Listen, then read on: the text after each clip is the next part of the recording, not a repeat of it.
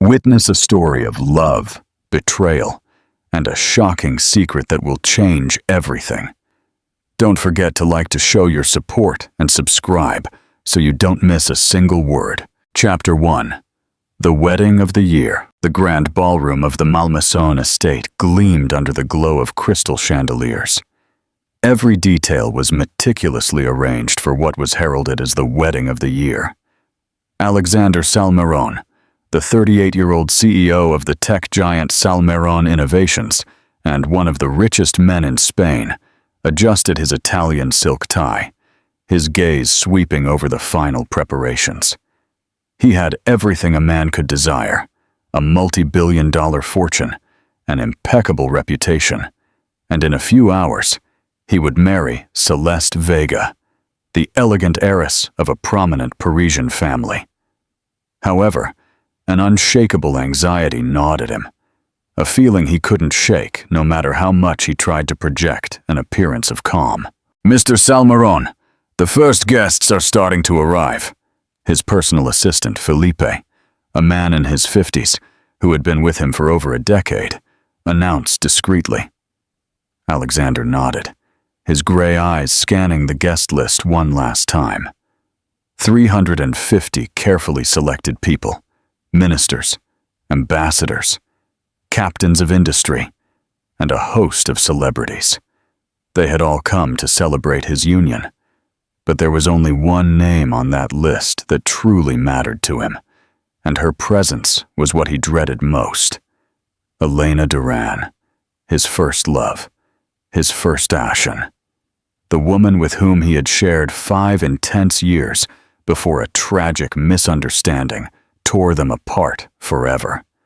8 years had passed since he last saw her, 8 long years during which he built his empire, while trying to forget the scent of her brown hair and the sound of her crystalline laughter. Why on earth had he had the insane idea of inviting her to his wedding?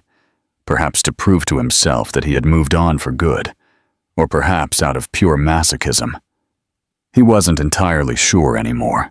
What do you think was the real reason behind Alexander's impulsive decision to invite his ex to his wedding?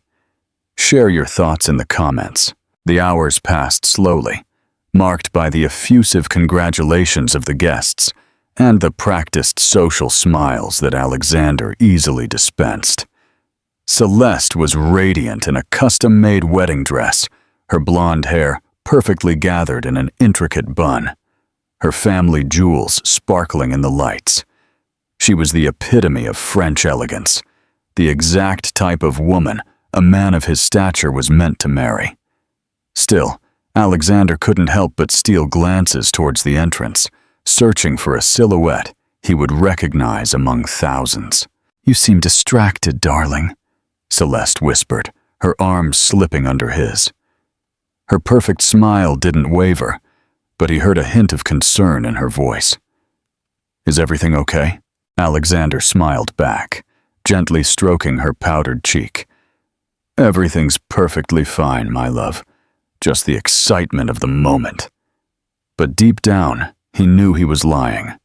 Nothing was fine, and the suffocating feeling in his chest only grew more intense with each passing minute. The civil ceremony in the estate's gardens went off without a hitch under a clear April sky.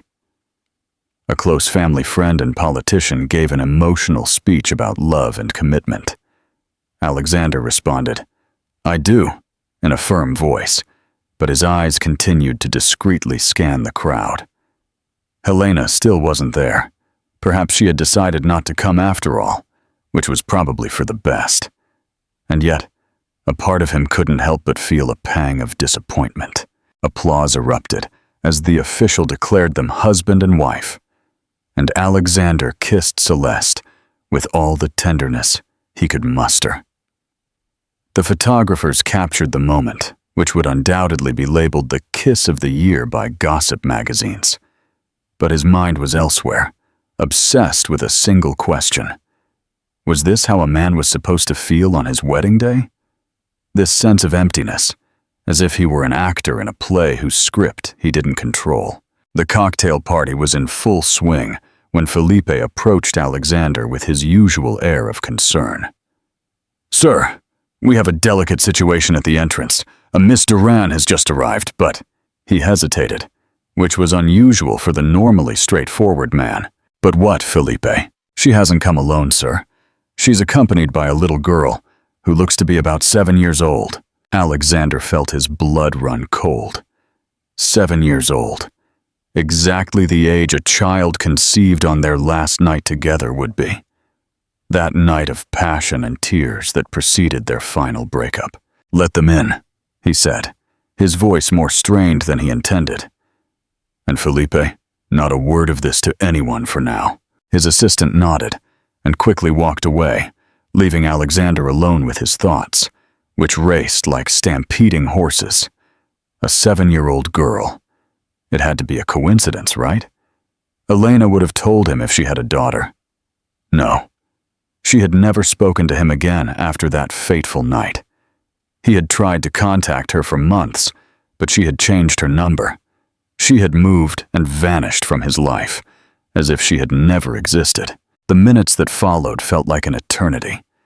Alexander continued to smile and shake hands, but his mind was elsewhere, obsessed with this revelation that threatened to shatter his world. Celeste, fortunately, was preoccupied with her friends, who were effusive in their praise of her dress and jewels, giving him a moment to compose himself. He drank his champagne, trying to look relaxed, but his hands trembled slightly, and he had the unsettling feeling that every guest could read his thoughts on his face. It was then that he saw her.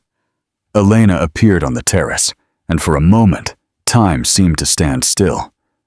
She was even more beautiful than he remembered, her brown hair falling freely over her shoulders. Her simple yet elegant dress highlighted her graceful silhouette. But what truly took his breath away was the little girl holding her hand. A little girl with light brown hair and gray eyes, so strikingly similar to his own that he couldn't deny the truth that now hit him like a hammer. The girl was his spitting image at that age. The same delicate features, the same intense gaze, the same way of tilting her head slightly when something intrigued her. Alexander felt his legs weaken, and he had to lean discreetly against a column to stay upright. How was it possible? How could Elena have hidden the existence of their daughter from him for all these years? Elena's gaze swept over the gathering until her eyes met his, and in that instant, which felt like an eternity, 8 years of silence and unsaid words floated between them like a heavy shroud. She was pale, visibly as shocked as he was, but there was a determination in her eyes that he didn't recognize. Meanwhile, the little girl looked around curiously, impressed by the opulence of the estate and the elegance of the guests. "Mommy, is this where my daddy is really getting married?" the girl asked in a clear voice that reached Alexander's ears despite the background noise.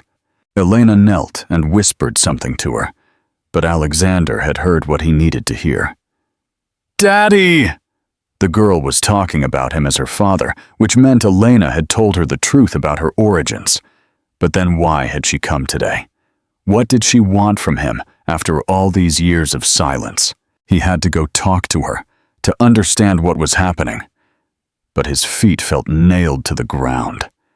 How could he explain to Celeste on their wedding day that he might have a 7-year-old daughter with his ex-fiancée? How could he justify having invited that same ex-fiancée to his wedding without telling her? He was caught in a trap he had created himself, and the consequences of his actions suddenly loomed over him with brutal clarity. "Alexander, who is that woman looking at you like that?" Celeste's voice snapped him out of his reverie. His new wife was by his side, her sharp gaze fixed on Elena and the little girl. There was a hint of jealousy in her voice that she tried to mask with social politeness, but Alexander knew her well enough to detect the signs of her discontent. "An old acquaintance," he answered evasively, striving to maintain a neutral tone. "I didn't think she would come." Celeste raised a perfectly shaped eyebrow. Her female intuition told her that this old acquaintance was much more than Alexander was willing to admit. And the little girl? She looks a lot like you, don't you think? Alexander felt a bead of sweat form on his forehead. His wife was far from naive, and he knew he couldn't hide the truth for long. Before he could answer, Elena approached them, still holding her daughter's hand. Each of her steps resonated in Alexander's mind like the sound of a gong, announcing the inevitable confrontation he so feared. The guests around them began to notice the palpable tension, and conversations quieted. The glances became more curious. "Hello, Alexander," Elena said, her voice firm as she reached them. "Congratulations on your wedding." Her tone was polite, but distant, the one used with a perfect stranger. Only the slight tremor in her voice betrayed her emotion. Alexander opened his mouth to reply, but no sound came out. He was hypnotized by this woman he had once loved more than anything in the world, and who was now standing in front of him, with their daughter, suddenly turning his whole existence upside down. "Hello," he finally managed. "I'm glad you could make it." It was a lie. He wasn't glad. He was terrified, confused, overwhelmed by a mixture of emotions he couldn't untangle. Celeste moved closer, her arms slipping possessively around his, marking her territory with the subtlety of a lioness protecting her cub. "I don't think we've been introduced," she said, extending a perfectly manicured hand to Elena. "I'm Celeste Salmarone, Alexander's wife." The emphasis she put on the word wife left no doubt about her intentions. Elena politely shook the extended hand. Her smile didn't waver for a second. "Elena Duran, it's a pleasure to meet you. Mrs. Salmarone, allow me to introduce my daughter, Clara." The little girl made a perfect curtsy, as she had undoubtedly been taught, and gave Celeste a radiant smile. "Hello, ma'am. Mommy said you were very pretty, and it's true." The girl's innocence contrasted cruelly with the electrical tension between the adults. Celeste couldn't help but smile, touched by the girl's spontaneity. But Alexander saw that her eyes remained cautious. "How old are you, Clara?" Celeste asked with forced sweetness. "I'm 7.5, ma'am. I'll be 8 in December." Alexander closed his eyes for a second. December. Exactly 9 months after that last night they had spent together. That last night of love before they separated forever. The math was unforgiving, and there was no longer any possible doubt about the little girl's paternity. The silence that followed was deafening. Celeste, who was not a fool, was visibly starting to put the pieces of the puzzle together. Her gaze moved from Alexander to Elena, then from Elena to Clara, and he could almost see the gears in her mind turning at full speed. When she finally looked back at her husband, there was a cold glint in her eyes that he had never seen before. "Alexander, could you give me a moment alone?" she asked in a dangerously quiet voice. It wasn't really a question, but a thinly veiled command, and they both knew it. Alexander nodded, unable to refuse, even though he knew this conversation would probably be one of the most difficult of his life. "Elena, if you'll excuse us for a few minutes," he said, turning to his ex-fiancée. "Perhaps we can talk later." Elena nodded, perfectly understanding the delicate situation she had put them in with her mere presence. "Of course, Clara and I will go see the gardens in the meantime. They're magnificent." She took her daughter's hand and walked away gracefully, leaving behind a trail of perfume that instantly transported Alexander back 8 years. Celeste waited until they were out of earshot before turning to her husband, her social grace mask dropping instantly. "Don't tell me you didn't know," she hissed through clenched teeth, her blue eyes gleaming. "That girl is your spitting image, Alexander. How could you hide something like that from me on our wedding day?" Her voice was low but vibrant with anger, and Alexander realized he had never seen his wife in such a state. "Honestly, I didn't know, Celeste," he replied in a choked voice. "I swear I didn't know. If I had known Elena was pregnant." He stopped, unable to say what he would have done in that case. Would he have married Elena? Would he have given up Celeste? These questions tortured him, but it was too late to answer them now. "Why did you invite her?" Celeste asked, her voice cracking slightly. "Why did you invite your ex-fiancé to our wedding without even telling me? Was it your intention to humiliate me in front of all of society?" Tears welled up in her eyes, and Alexander's heart sank. Whatever the complexity of his feelings, Celeste didn't deserve this. She was a good woman, generous and caring, and she didn't deserve to suffer for his past mistakes. "It wasn't my intention," he said, trying to take her hands. But she pulled away sharply. "I just wanted to. I don't know what I wanted, Celeste. Maybe to prove to myself that I had moved on. Maybe to have a conversation with her to finally close that chapter of my life. I had no idea she would come with your daughter," Celeste finished bitterly. "Your daughter, whose existence you didn't know about until today? How is that possible, Alexander? How can a woman hide a daughter from a man for 7 years?"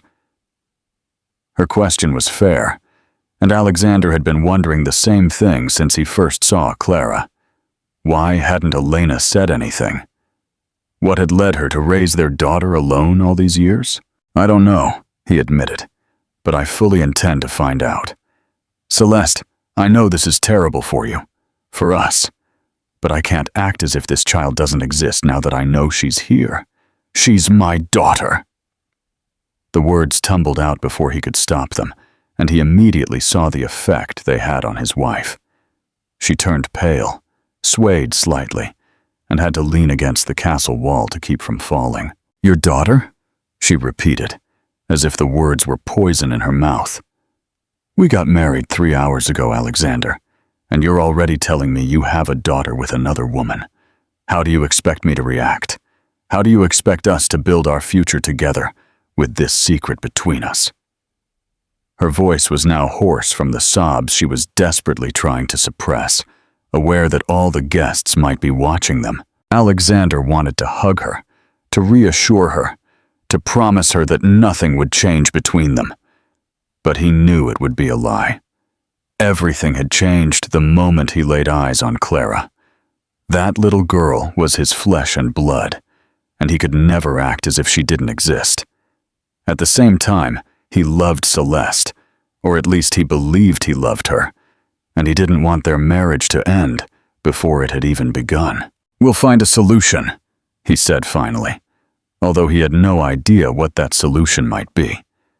"Let me talk to Elena, understand why she did this, and then we'll see how to handle the situation." Celeste stared at him, her eyes scrutinizing his face, as if she were trying to read their future. "Okay," she said finally, "but be clear about this, Alexander. I will not share my husband with the ghost of his past. Whether that woman has your daughter or not, you will have to make a decision. It's her or me, but not both." With those words, she turned and headed back to the guests, instantly putting on her mask of a radiant newlywed. Alexander watched her go, wondering if he had just lost his wife on his wedding day. He stood alone for a few minutes, trying to compose himself and decide his next move. All around him, the party was in full swing. Guests laughed, drank champagne, and danced to the orchestra he had specially hired. No one seemed to have noticed the drama that had just unfolded, or at least they pretended not to save face. In the world Alexander moved in, scandals had to be kept secret, emotions contained, and facades maintained at all costs. He finally headed to the gardens, his heart beating faster with each step that brought him closer to Elena and Clara. He found them by the lily pond, the little girl happily counting the goldfish, while her mother gazed thoughtfully at the water that shimmered in the afternoon sun. Elena didn't turn around as he approached, but he saw her shoulders tense slightly, betraying that she was aware of his presence. "Hello, Daddy!" Clara exclaimed happily when she saw him, and those two simple words hit Alexander's heart like a bomb. "Daddy!" His own daughter was calling him Daddy, even though they had just met for the first time. How was that possible? What exactly had Elena told her about him? "Hello, Clara," he replied softly, crouching down to her level. Up close, the resemblance was even more astonishing. Visceral was a perfect mix of him and Elena, with her brown hair that had reddish highlights, her gray eyes with green flecks, and her mischievous smile that reminded him so much of his own childhood. "You look very pretty in your blue dress." Clara smiled at the compliment and began to twirl flirtatiously. "Mommy bought it especially for me to come see you. She said it was a very important day and I had to be beautiful." Alexander looked at Elena, who had finally deigned to turn towards them. Her face was impassive, but there was a depth of emotion in her green eyes that he couldn't decipher. "Clara, would you like to go see the swans in the pond?" Elena asked softly. "Just don't get too close to the edge, okay?" The girl nodded enthusiastically and skipped away, leaving her parents face to face for the first time in 8 years. The silence that settled between them was heavy, with so many unsaid things, with whispered reproaches and unanswered questions, that Alexander didn't know where or how to begin. He finally managed to utter a simple word that summed up all his questions. "Why? Why didn't you tell me anything? Why did you raise our daughter alone? Why did you come today, on my wedding day?" Elena understood the meaning of his question perfectly, and her face hardened slightly. "Because you made it very clear that you never wanted to see me again," she replied in a quiet voice, but full of reproach. "Because you accused me of terrible things that night, Alexander. Because you refused to listen to me when I tried to tell you the truth. So when I found out I was pregnant, I preferred to raise our daughter away from you, rather than risk her suffering your disdain." Alexander felt a dagger twist in his chest. That night, 8 years ago, came back to haunt him with painful accuracy. They had argued over a photo in a gossip magazine, a photo that showed Elena in the arms of another man at a charity gala.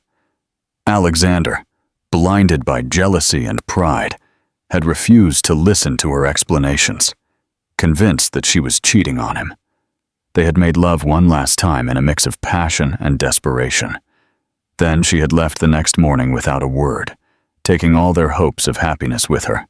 "You should have told me about Clara," he insisted. "Whatever our differences were, I had a right to know I had a daughter." Elena let out a bitter laugh that broke his heart. "Oh, yes. And what would you have done, Alexander? Would you have married me out of obligation? Would you have given up your precious career, your ambitions, your lifestyle to be a father with a woman you accused of infidelity? No, I don't think so. I preferred to let you live your life and build mine with our daughter." "And what did you tell her about me?" he asked, looking at Clara, who was now happily feeding the ducks with some breadcrumbs she had found. "She called me Daddy, as if she had known me all her life." Elena's gaze followed his, and her expression softened as she looked at her daughter. "I told her the truth, Alexander, that her daddy was a very important, very busy man who couldn't live with us, but who loved her very much. I showed her your photos in the newspapers. I told her about your business successes. I never wanted her to hate you or think you had willingly abandoned her." This revelation shocked Alexander more than he expected. Despite their painful breakup, Elena had preserved his image in their daughter's eyes. She had allowed her to grow up loving a father she had never known. "So why now?" he asked. "Why come today, on my wedding day? What do you want from me, Elena?" There was a plea in his voice that he didn't even try to hide. He needed to understand, to make sense of this situation that was turning everything he thought he knew about his life upside down. Elena took a deep breath before answering, as if she were gathering the courage to say something difficult. "Because Clara is sick, Alexander. She needs a bone marrow transplant, and I'm not compatible." Her voice broke on the last words, and Alexander saw tears well up in her green eyes. The doctors say that her chances of finding a compatible donor increase significantly if a close relative can be tested. You're her last hope, Alexander. The world crumbled around him. His daughter, this magnificent little girl he had just discovered, was sick, potentially dying. And Elena had come to see him not to turn his life upside down or to take revenge for old wounds, but to save their daughter. Suddenly, everything made different sense. Her presence at the wedding, her determination despite the awkward situation, the courage she had to muster to come and ask for his help. What disease? He managed to articulate, his voice a whisper. Leukemia, Elena replied, wiping her eyes discreetly. Diagnosed 6 months ago, she has responded well to chemotherapy, but the doctors say a transplant is necessary to ensure a complete cure. I've exhausted all donor banks in Spain and Europe. You're her last hope, Alexander. Alexander felt his legs give way, and he had to sit on the stone bench by the pond. His daughter was sick, seriously ill, and he hadn't even known. While he was building his financial empire and planning the wedding of his dreams, his daughter was fighting cancer. Guilt washed over him like a wave, mixed with a terror he had never felt before. He was a man used to controlling every aspect of his life, but here, in the face of this revelation, he felt completely helpless. How long have you known? He asked, his voice hoarse. Elena sat down next to him, maintaining a respectful distance, but close enough that he could smell the familiar scent of her skin. The diagnosis was last October. At first, I hoped a compatible donor would turn up, but as the months went by, she shrugged with a resignation that broke his heart. The doctors insisted I contact the biological father. I resisted as long as I could, Alexander, but I can't let our daughter die because of pride. The word die echoed in Alexander's mind like a death knell. He looked at Clara, who was laughing as a swan approached the edge of the pond, so full of life and carefree that it was impossible to imagine she was sick. She doesn't know how serious it is, does she? Elena shook her head. I told her she was a little sick and had to take medicine to get better, but she doesn't know all the details. She's already suffered enough with the chemotherapy. I'll get tested, Alexander said, without a second's hesitation. Tomorrow morning? No, tonight if necessary. What do I do? He was in contact, for the first time since she had arrived. Elena smiled, a genuine smile that lit up her face and reminded Alexander why he had fallen in love with her so many years ago. Thank you, she whispered. I knew that, despite everything that happened between us, you couldn't refuse to help Clara. She's my daughter, he replied simply, and those 3 words held all the determination in the world. Even if I've just met her, she's my daughter, and I'll do everything in my power to save her. He turned back to Elena. Their eyes met for the first time since they had started talking. Why did you wait until today? You could have come to me sooner, explained the situation. Elena looked away, ashamed. I tried to contact you several times. I called your office, but your assistant always said you were in a meeting or traveling. I wrote letters I never sent, and then I saw the announcement of your wedding in the newspapers, and I thought that if you invited me, maybe it would be a sign that you were willing to listen to me. She let out a nervous laugh. I never expected you to actually do it. Me neither, Alexander admitted. I don't even know why I did it. Maybe to prove to myself that I had moved on. Or maybe... He didn't finish his sentence, unable to confess that perhaps, deep down, he had hoped to see her again. In any case, I'm glad you came, even if the circumstances are... He searched for the words. Complicated. Clara came running towards them, her cheeks flushed from the cool evening air. Mommy! Daddy! You have to come see.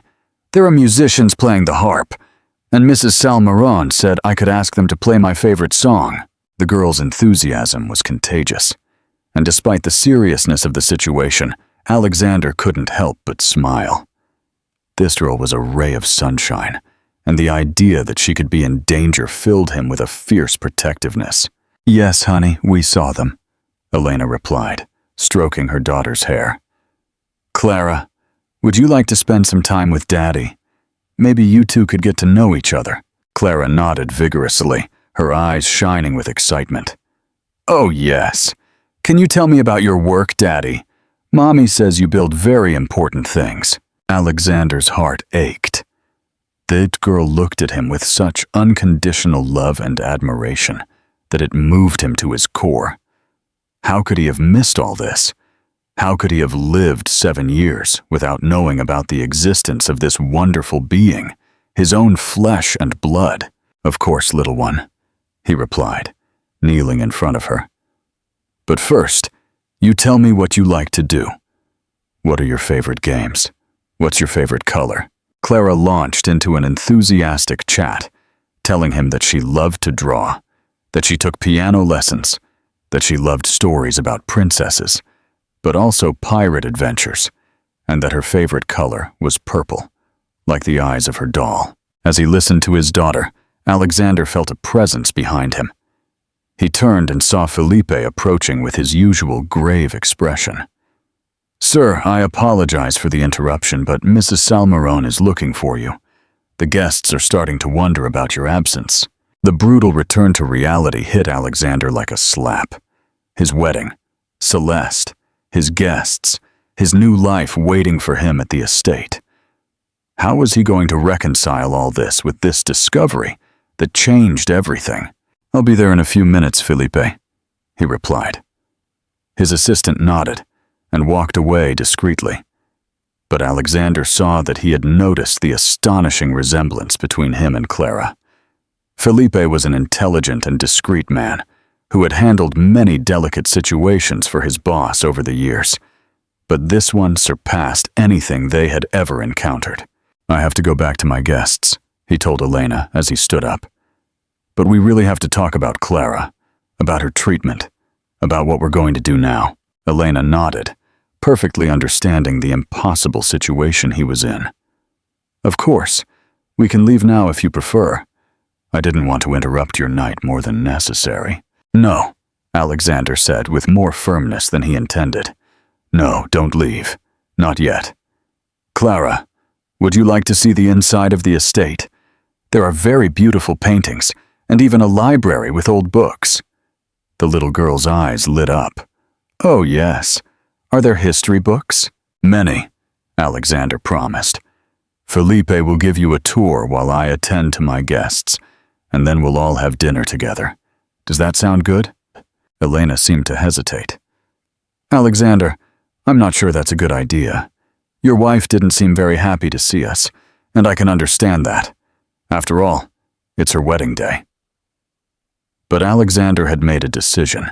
He had just discovered he had a daughter, that she was sick, and he wasn't going to let her go without having some time to get to know her better. "Celeste will understand," he said, hoping it was true. "Felipe, could you prepare 2 extra places for dinner and show Miss Clara the estate? She loves stories." His assistant nodded without asking questions, long accustomed to his boss's unexpected requests. "Of course, sir. Miss Clara, if you'll follow me." Clara confidently took Felipe's outstretched hand. Then she turned back to Alexander. "Will you come get us soon, Daddy?" That innocent question made a lump form in his throat. "Yes, honey, very soon. In the meantime, be good with Mr. Felipe." He watched his daughter walk away towards the estate, her little hand in his assistant's, and he had the surreal impression of living a waking dream. "Alexander," Elena said softly when they were alone again, "I know this is a lot for you. If you need time to think, to process all this, I can understand. Clara and I can go back to Madrid and come back when you're ready to." "No," he interrupted her. "No, Elena, I've already lost 7 years of my daughter's life. I don't want to lose another minute." He walked towards the estate with a determined stride, Elena by his side.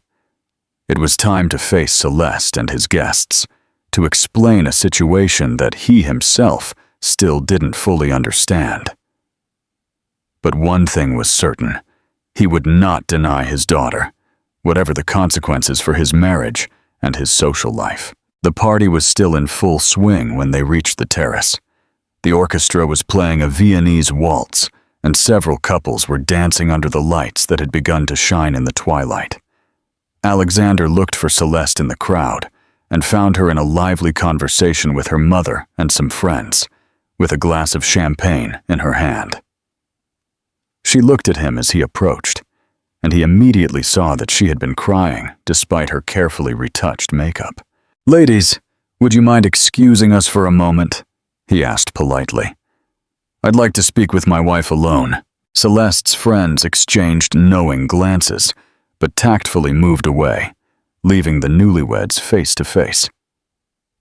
Celeste drank her glass of champagne in one gulp before looking him directly in the eyes.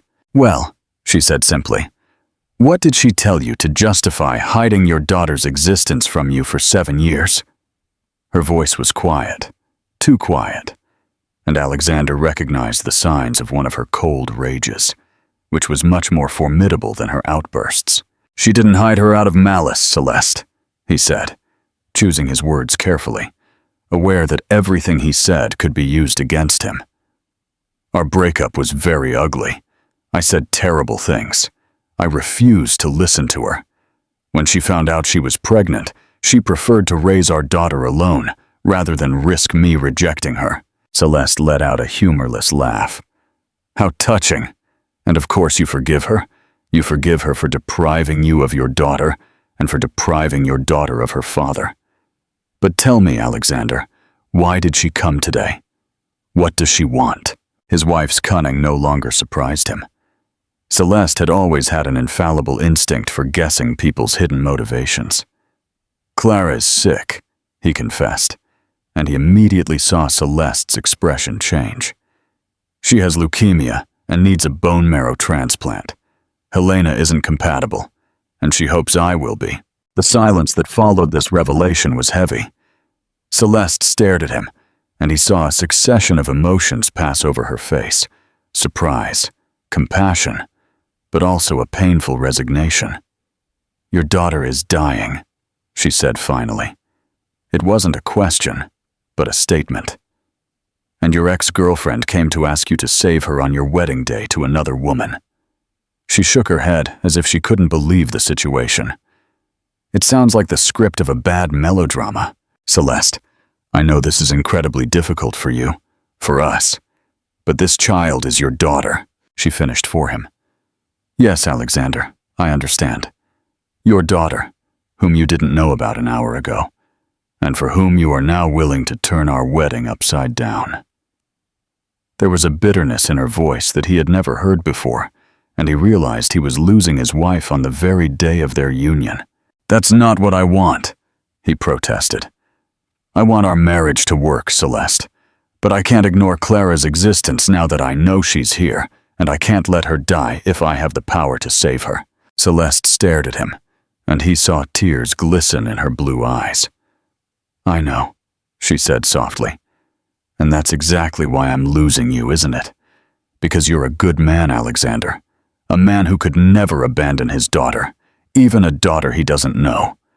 And I'm just a wife of a few hours who suddenly finds herself competing with a sick child and the woman of your life." "Elena is not the woman of my life," Alexander protested. But even to his own ears, his words sounded false. "You are who I married, Celeste. You are who I love." Celeste gave him a sad smile that broke his heart. "You think you love me, Alexander, but look at yourself since she arrived. Your eyes are shining in a way I've never seen before. That woman and that child have awakened something in you that I have never been able to touch." He wanted to protest, but deep down he knew she was right.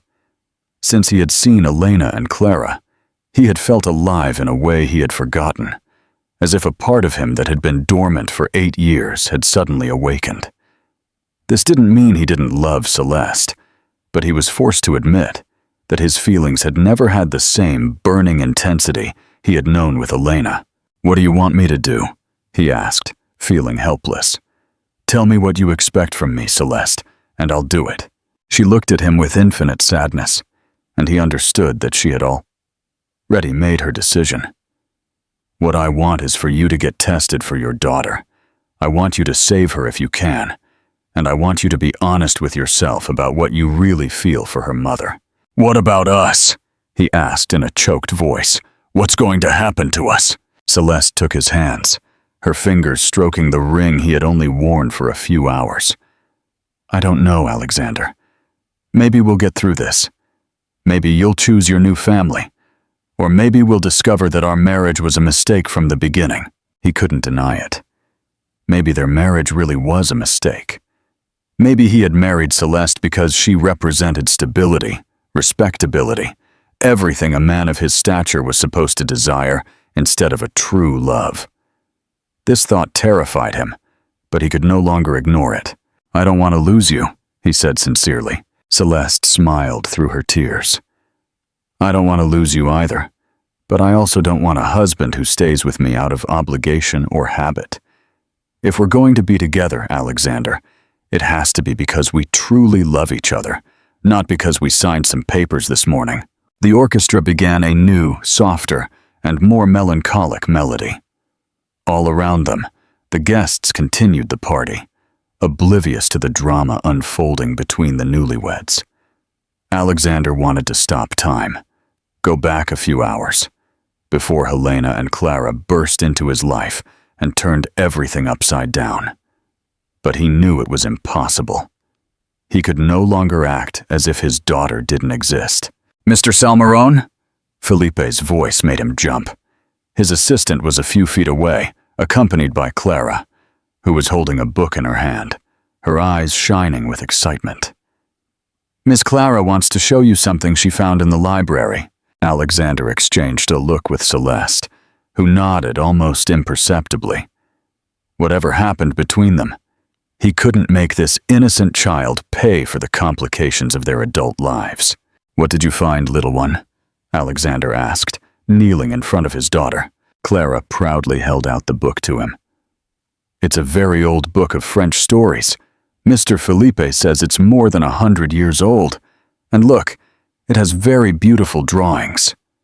She opened the book to an illustrated page that showed a princess in a castle, and Alexander recognized one of the works from the Vega family collection.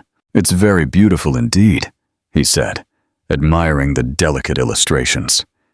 "Do you know how to read Old French?" Clara sadly shook her head. "No, the words are too difficult, but Mommy is teaching me modern French at home.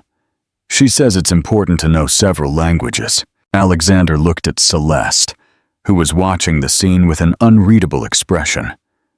"Hello, little one," Celeste said suddenly, approaching Clara. "How was your tour of the estate?" The little girl looked at her with her big gray eyes, a little intimidated by the young woman's elegance. "Very good, ma'am. Your house is very pretty. It's a real princess castle." Despite the tension of the situation, Celeste couldn't help but smile. "Thank you, honey. And tell me, are you hungry? Dinner will be served soon." Alexander was moved to see his wife making an effort to be kind to Clara. Despite the circumstances, whatever the outcome of their marital crisis, Celeste was still a classy woman who would never make a child pay for the mistakes of adults. "Oh yes, I'm very hungry," Clara exclaimed. "And Mommy too. She hasn't eaten anything since this morning. She was very nervous about coming to see you." This innocent revelation reminded Alexander that Elena was also having a very hard time in this situation. She must have mustered enormous courage to come see him on his wedding day, knowing she was risking a bad reception, all in the hope of saving their daughter. He realized he hadn't even thought to ask her how she was, if she needed financial help for Clara's care, if she was facing this difficult ordeal alone. "By the way, where is Mommy?" he asked Clara. "She stayed in the library," the little girl replied. "She was looking at the books, but she looked sad. I think she was crying a little." This information squeezed Alexander's heart.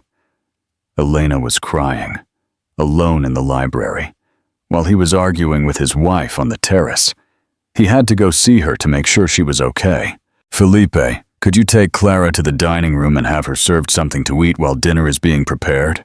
he asked. "I'd like to talk to her mother." His assistant nodded and held out his hand to the girl. "Come with me, Miss Clara. I think the chefs have prepared some delicious appetizers, and maybe even some hot chocolate, if you're good." Clara clapped her hands enthusiastically and followed Felipe without protest, taking her precious book with her. When she was out of earshot, Celeste turned to Alexander. "Go see her," she said simply. "That poor woman must be very distressed. I'll take care of our guests. Someone has to be the host." There was a resignation in her voice that hurt Alexander, but also a generosity that reminded him why he had wanted to marry her. "Celeste," he began, but she interrupted him with a gesture. "Go, Alexander. We'll have a lifetime to talk about us. That woman and that child need you now." She kissed him quickly on the cheek, a kiss as light as a feather, and then went back to her guests with her perfectly set smile facade. Alexander headed to the library, his heart pounding. He found Helena standing in front of the large window overlooking the gardens, her arms crossed over her chest, in a defensive posture he knew well. She didn't turn around when he entered, but he saw her shoulders tense slightly. "Clara told me you were sad," he said softly. "Are you okay?" "How can I be okay, Alexander?" she replied without turning around. "I just ruined your new life on your wedding day to tell you we have a daughter together, and she's dying. Your wife hates me. Your guests look at me like an intruder. And you—" She broke off. Her voice cracked slightly. "And you seem completely lost." He approached her slowly, as he would approach a wounded animal. "I am lost, it's true," he said, "but not for the reasons you think." She finally turned around, and he saw that she had indeed been crying.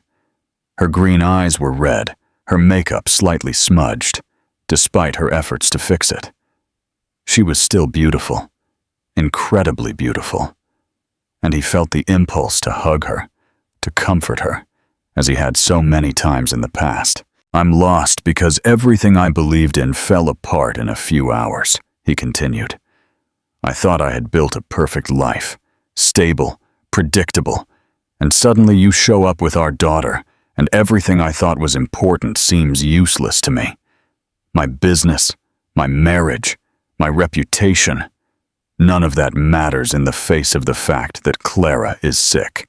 Helena stared at him, trying to decipher his feelings. "I'm sorry, Alexander. I'm sorry for bursting into your life like this, for turning everything upside down. If I had had the choice—" "You did the right thing," he interrupted her. "You did the right thing by coming. I have a right to know my daughter, and she has a right to have a father, even if I'm finding out 8 years late."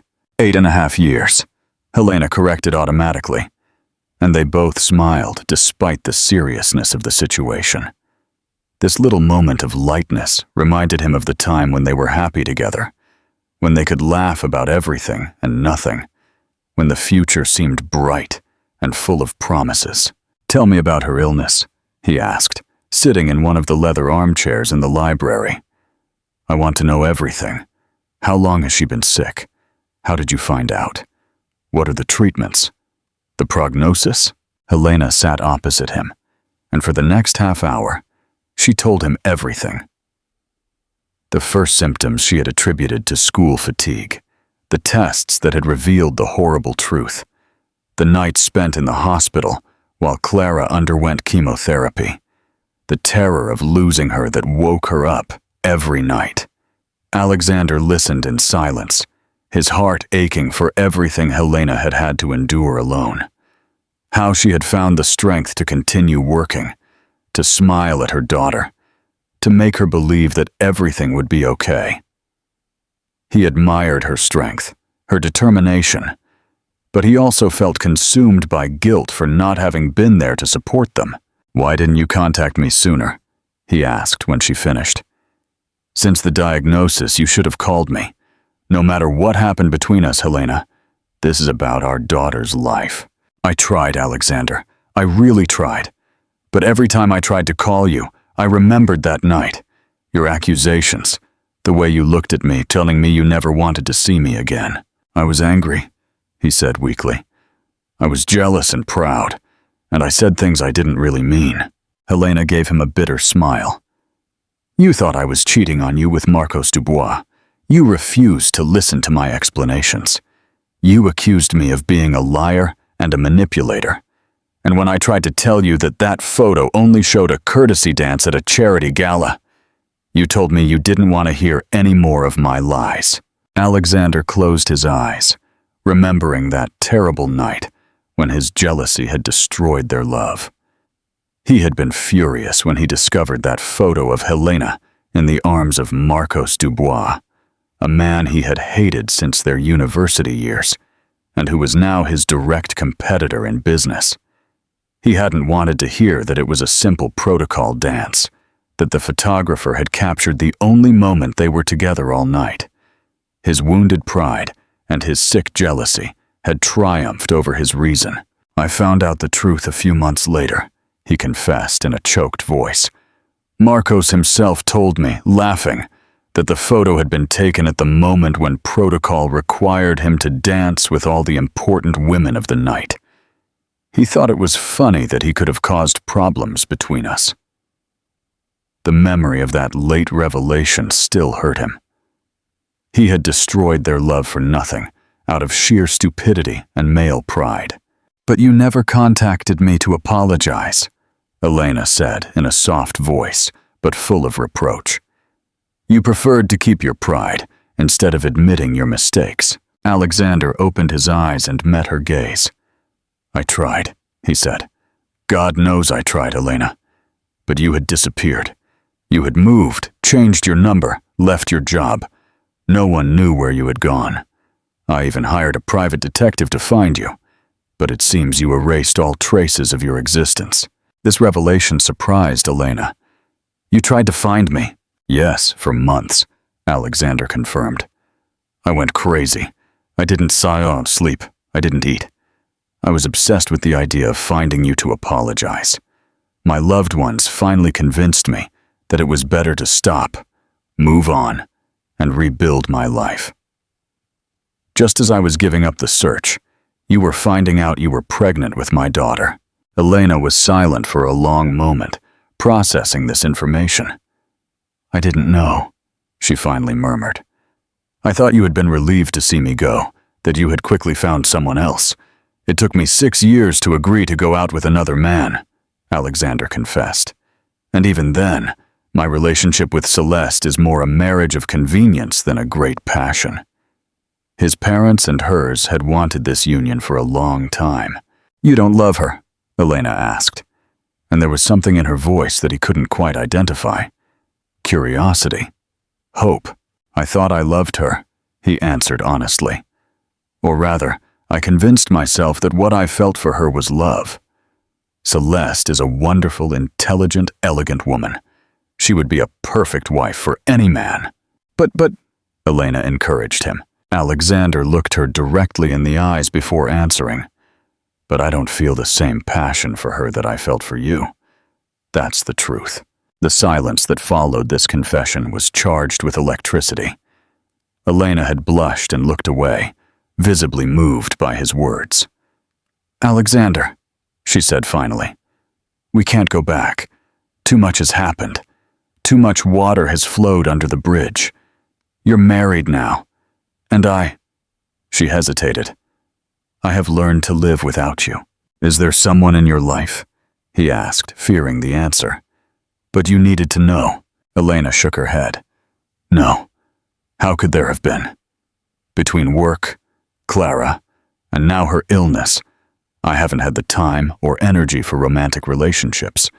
Besides, how do I explain to a man that my daughter is the daughter of one of Spain's most coveted bachelors? Most would have run away. You should have told me about Clara from her birth, he insisted. No matter our personal problems, I had a right to know my daughter, and she had a right to know her father. You're right, Elena admitted. I know that now. But at that time I was young. I was hurt, terrified at the idea of raising a daughter alone. I was only 26, Alexander. I made the decision that seemed best to me at the time. Before Alexander could reply, the library door opened, and Clara came running in, followed by Felipe, who looked a little out of breath. "Mommy! Daddy! You have to come see! There are musicians playing the harp, and Mrs. Salmeron said I could ask them to play my favorite song." The girls' enthusiasm was contagious, and despite the seriousness of their conversation, Alexander couldn't help but smile. "What's your favorite song, little one?" he asked, getting up to approach his daughter. "I saw it in Rose," Clara exclaimed. "Mommy sings it to me every night before I go to sleep. It's our special song." Alexander looked at Elena, who had blushed. That song had also been theirs, the one they listened to, wrapped in each other's arms in their small city apartment, when they were young and carefree. "It's a very beautiful song," he said, his voice choked with emotion. "I'm sure the musicians would love to play it for you." He took Clara's hand, still marveling at the softness of that little hand, a perfect blend of his and Elena's. "But first, how about you meet some of my friends? There are some very interesting people here tonight." The three of them returned to the terrace, where the reception was in full swing. Alexander proudly introduced Clara to some carefully selected guests, the ones he knew were discreet enough not to spread gossip all over Spain the next day. The girl charmed everyone with her spontaneity and intelligence, asking pertinent questions to ambassadors about their countries, complimenting the ladies on their dresses, and listening with fascination to the stories told by the captains of industry. Celeste watched the scene from afar, and Alexander saw that she was torn between admiration for this exceptional child and the pain of seeing her husband so radiant with paternal pride for another woman's daughter. When their eyes met, she gave him a sad but sincere smile, and he understood that she was doing her best to accept a situation that was completely beyond her control. Dinner was served in the estate's large dining room, a magnificent room with its 18th century wood paneling and crystal chandeliers. Alexander had Elena and Clara sit at his table, despite the surprised glances of some guests who wondered who these mysterious, last-minute guests were. Celeste had insisted that Clara sit between her and Alexander, and she spent the evening doting on the little girl with a kindness that deeply moved Alexander. "Mrs. Salmeron," Clara said, savoring her dessert, "your castle is really magical. It's like in a history book. You must feel like a real princess here." Celeste smiled, the first genuine smile since Elena had arrived. "Thank you, honey. And tell me, where do you live with your mommy?" "We have a small apartment in Madrid," Clara replied. "It's not as big as your castle, but Mommy says it's our cozy little nest, and we have a terrace with flowers." "That must be very nice," Celeste said politely. "And what do you like to do when you're not at school?" "I like to draw, play the piano, read stories, and I love cooking with Mommy. She teaches me how to make cookies." Clara turned to Alexander. "Daddy, do you know how to cook?" His daughter's innocent question made Alexander smile. "Not very well, I'm afraid. I'm better at ordering food than making meals." "I could teach you," Clara offered enthusiastically. "Mommy says I'm good at making cookies. We could make cookies together." The idea of cooking with his daughter filled Alexander with a joy he had never felt before. "That would be wonderful, little one. I'd love to learn how to make cookies with you." The evening continued in a strange atmosphere, a mixture of joy and tension. The guests were having fun, dancing and laughing, celebrating what was supposed to be one of the most beautiful days of Alexander's life. But he couldn't help but think that this day could, on the contrary, mark the end of an era. Clara had finally fallen asleep on a sofa in the ballroom, exhausted by all the day's emotions, and Elena was tenderly watching over her. "She's adorable," Celeste said, as she approached Elena. The two women were alone for the first time that night, as Alexander had gone to greet some guests who were leaving. "You've done a wonderful job with her." Elena looked at her rival, surprised by the sincerity of her tone. "Thank you," she said simply. "She's the light of my life." "It shows," Celeste replied. "She talks about you with so much love and admiration. You must be an extraordinary mother." An awkward silence settled between them, as neither of them knew how to address the delicate situation they were in. It was Celeste who finally broke the silence. "Can I ask you a personal question?" Elena nodded. "Are you still in love with him?" The direct question took Elena by surprise, who didn't expect such frankness. She began. "It's complicated," she finally replied. "Alexander and I shared something very strong in the past, but that's in the past. I didn't come here to win anyone back, Mrs. Salmeron. I came here to save my daughter." "Our daughter," Celeste corrected her softly. "Is she our daughter now too?" "Yes," Elena admitted. "And I know that changes everything for you. I'm sorry for bursting into your life like this on your wedding day. If I had had the choice." "You did the right thing," Celeste interrupted her, echoing the words Alexander had said earlier. "This child needs her father, and he needs to know his daughter, even if it makes all our lives terribly complicated." Elena studied Celeste's face, trying to understand this woman who showed so much grace in the face of adversity. "You really love him," she said. And it wasn't a question. Celeste gave her a sad smile. "Yes, I love him, but I'm starting to realize that maybe he doesn't love me the same way, or at least not the way he loves you." This confession moved Elena, who hadn't imagined that Alexander's wife could be so lucid about the situation. "I don't want to ruin your marriage," she said sincerely. "I just want Clara to have a chance to survive. And if that means Alexander has to be a part of her life, so be it. But I'm not looking to resume my relationship with him. Too much has changed." Celeste stared at her, trying to discern the sincerity of her words. "Do you really mean that?" "Yes," Elena replied firmly. "I'm no longer the naive young woman I was. I've learned to live alone, to be strong for my daughter. I no longer need to be saved." Alexander chose that moment to return to them, and he immediately felt the tension between the two women. "Is everything all right?" he asked, looking from his wife to his ex-fiancée. "Perfect," Celeste replied, getting up. "Elena and I were getting to know each other. You have a remarkable daughter, Alexander. You can be proud." With those words, she walked away, leaving Alexander perplexed by what had just happened. "What did you talk about?" he asked Elena. "About Clara, about the situation. What are we going to do now?" Elena tenderly stroked her sleeping daughter's hair. "Your wife is a good person, Alexander. She doesn't deserve to suffer for our past mistakes." Alexander sat down next to her, contemplating Clara's face. "What are we going to do, Elena? How are we going to manage all this?" "One step at a time," she replied pragmatically. "First, you get the compatibility test. Then we see if you can help Clara." And after that, she shrugged. "After that, we'll improvise. The important thing is that she gets well. The rest we'll face later."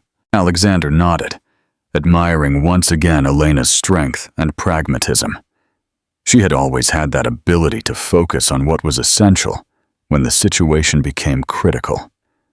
"I'll call my doctor tomorrow morning," he promised. "No, I'll call him tonight. I want to get this test done as soon as possible." "Alexander," Elena said softly, "you need to know one thing. Even if you're compatible, there's no guarantee the transplant will work. Doctors talk about a 70% chance of success in the best-case scenario. And even if all goes well, Clara will need months of rehabilitation, of medical follow-up." "I know," he said, "and I'll be there for all of it. I'll never let my daughter face anything alone again." The determination in his voice was absolute, and Elena felt tears well up in her eyes. Finally, after so many years, Clara was going to have a father present in her life. Whatever happened between Alexander and her, Their daughter would no longer be alone.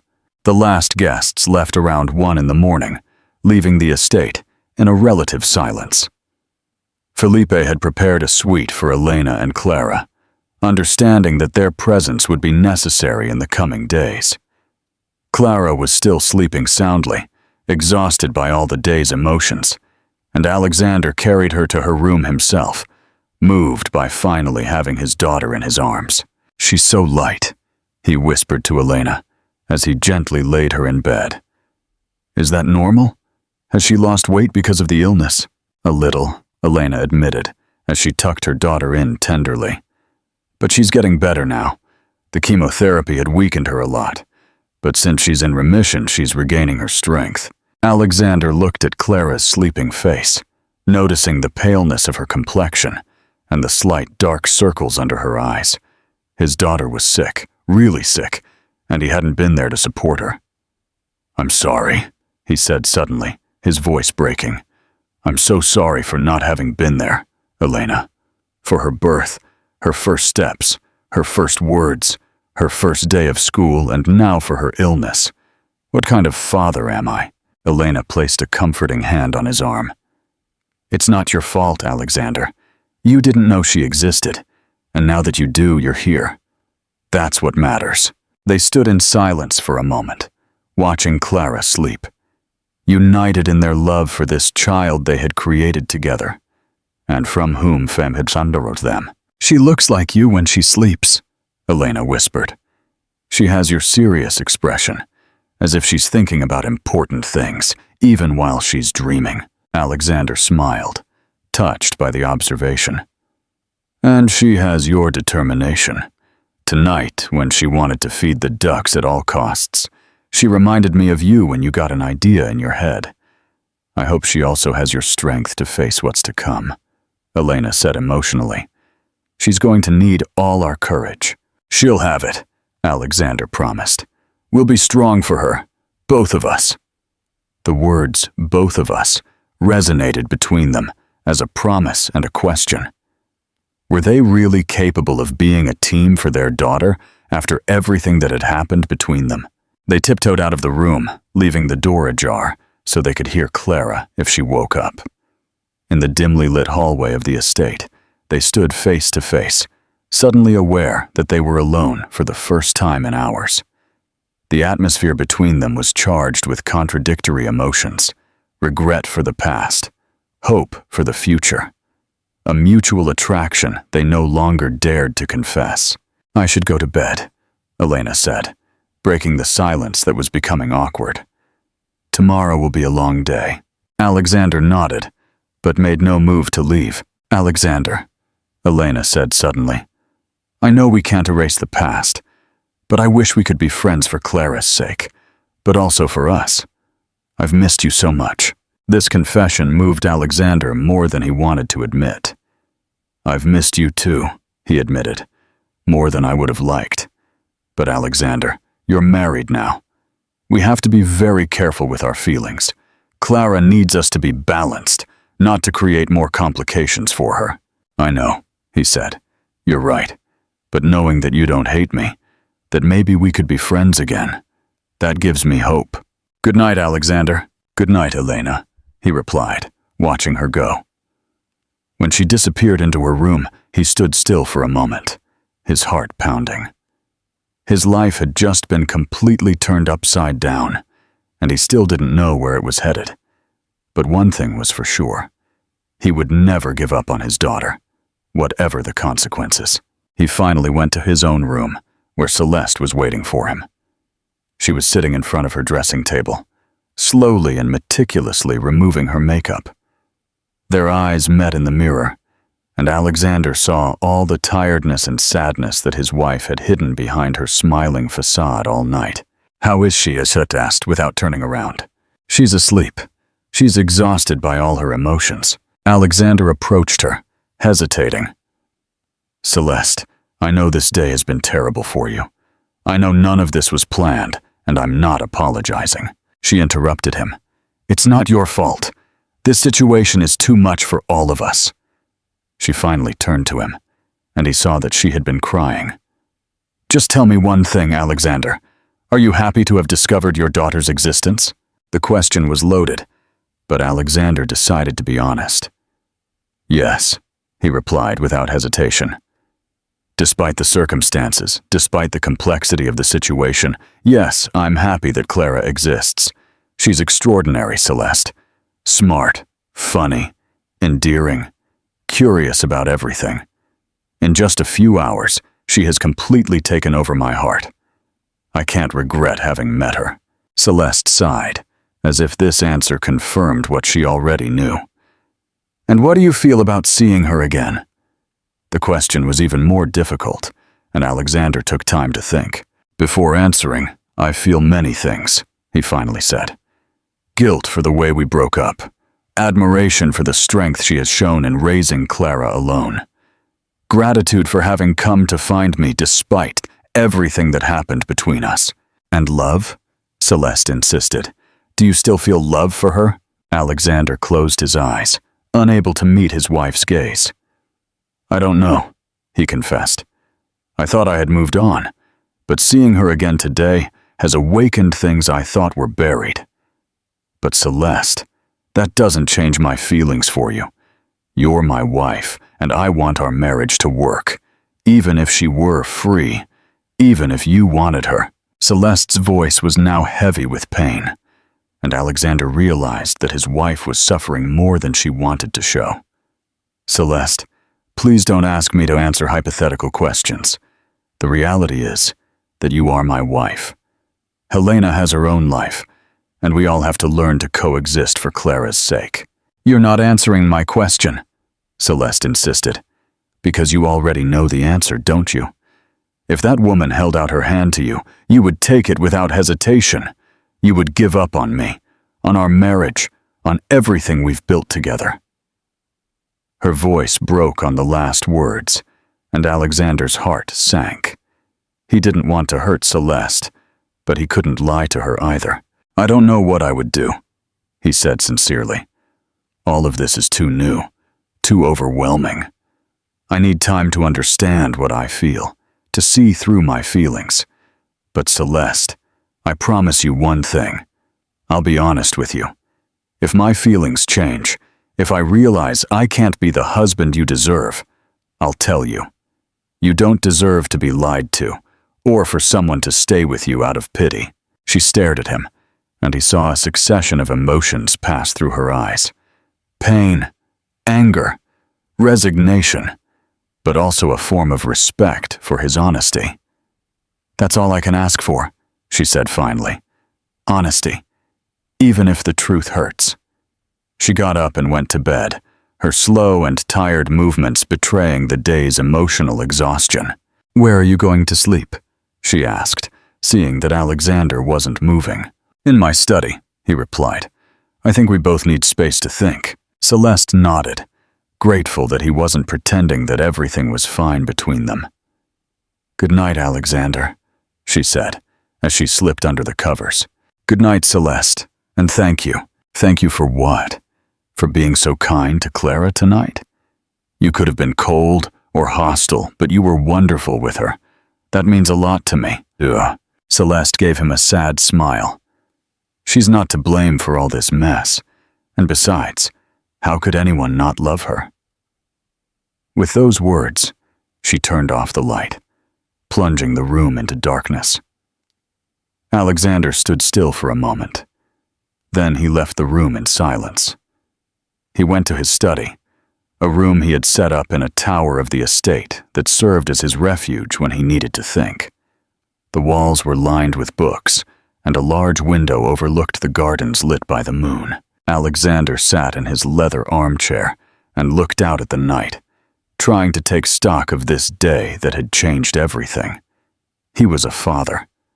This thought filled him with a joy he had never felt before, mixed with a terror at the idea that his daughter was sick. Clara was everything he had ever dreamed of in a daughter.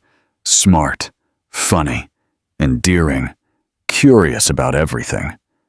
In just a few hours, she had completely taken over his heart. He was willing to do anything to save her, even give his own life if necessary. And Elena. Seeing Elena again was like a punch to the stomach. All the emotions he thought he had overcome had returned. Love, desire, regret, guilt. She was even more beautiful than before. But above all, she had acquired a strength and maturity that made her even more captivating. The way she had raised their daughter alone, the way she faced the illness with courage, the way she had come to see him despite their painful past. All of it commanded his admiration. And Celeste, his poor wife, who found herself caught in a storm she hadn't seen coming. Alexander sincerely loved her, but he was beginning to realize that their love was perhaps more affection and mutual respect than a true passion. Celeste deserved better than a husband who dreamed of another woman. But how could he tell her the day after their wedding? What would you do in Alexander's place? What do you think will happen next? Do you think his marriage to Celeste can survive? Share your thoughts in the comments, and don't forget to subscribe to follow this exciting story.